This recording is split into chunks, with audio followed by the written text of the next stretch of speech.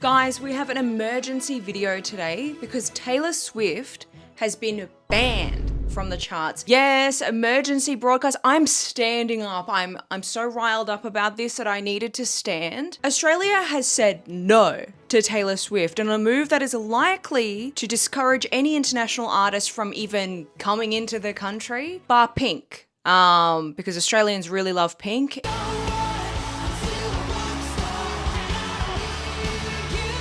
The Australian Recording Industry Association, or ARIAs, just recently has come out and announced that they are making a big change to their charts and how artists can feature on it. After no Australian artists featured in the top 50 singles in the last week, and only 4 Australian artists meeting the equivalent album charts, they've kind of said enough's enough. And this is certainly coming off the back of quite a sour reception to one of the biggest music events of the year, the Triple J Hottest 100, when 3 international artists took out majority of the top spot, leaving 2 Australian artists in the actual Hottest 100, which is a huge issue if you want to promote Australian music, which is a big thing when you're called the Australian Recording Industry Association. Yeah, you kind of think maybe Australian artists should feature. Hey, Australia finally said, nah, we ain't doing that.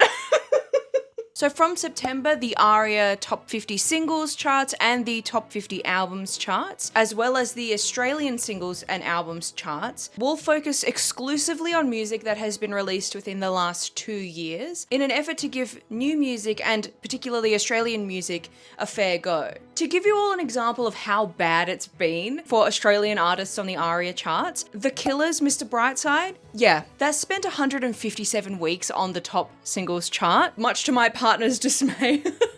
And Australian artist Vance Joy's Riptide spent 360 weeks atop the chart, which, you know, that's great that they're Australian, but hey, where's the new music coming in? Do you know what I mean? And guys really need to stop letting Vance Joy get away with this. Hey, I've had enough of that fucking song. But now, why should artists not be celebrated when they're at the top of their game? Why can't they have the thing that they've earned? Why can't they be celebrated in a way that makes sense based on the popularity of the music that they make? You know, shouldn't Australian artists or new artists just write better music? Well, the ARIAs have thought of this, and I will say I'm not exactly confident that their solution is actually going to fix the problem, more put a band-aid on the existing problem, but they've actually made a whole new chart that is for music that is older than 2 years, and it is called the ARIAs on Repeat, where older albums by Taylor Swift, Ed Sheeran, The Weeknd, they're all going to feature there instead of being on the top 50 singles, the top 50 albums charts, so that new music can actually have a chance to exist on there. According to ARIA's CEO, Annabelle Hurd, it will make the charts more dynamic and clear up a lot of space, not just for new Australian music, but for new music generally. I guess we'll see how true this ends up being once the change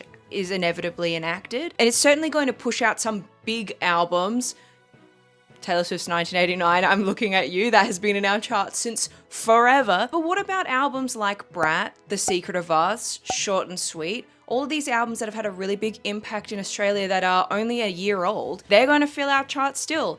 8 songs from Brat were in the Hottest 100 chart this year. Who's to say that by fixing this and making only new music appear in this chart, that 8 of the songs are not going to be from Brat still? I do think that this is like wishful thinking that this is going to make a big change. So I guess, yeah, like I said, we'll see. Will there be any exceptions to the top 50 singles and the top 50 albums charts? In short, yes. Exceptions will be made for viral songs that have recaptured the cultural zeitgeist. I'm looking at you, Running Up That Hill by Kate Bush, when it was in Stranger Things, and Murder on the Dance Floor when it was in Saltburn, that had a huge revival. So to qualify, the song must have been absent from the top 100 in the last 10 years. If a song receives enough activity to have made it into the top 30, the label can request an inclusion for the main charts for up to 10 weeks. So if Running Up That Hill makes a resurgence, it's only allowed to be there for 10 weeks and then that's it.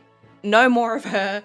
She can go on the on repeat. So guys, we know what we have to do, okay? I need to mobilize this audience. I need everyone to be doing something for Australians. I need everyone to start listening. to those old Taylor Swift albums, okay? Everything pre-1989 could get on there so long as it hasn't been on there in the last 10 years. So, hey, it's time for Debut to have her moment. Get her on the charts. There's no reason why we can't have Mary's song charting again. Come on, everyone. But any song from 1989 is certainly not going to appear on there. It's definitely been on there. That was, like I said, 1989 was one of the albums that just never left the charts for us. So it's going to be a long time before 10 years elapse. So I think we might just be waiting for Taylor to bring out a new album.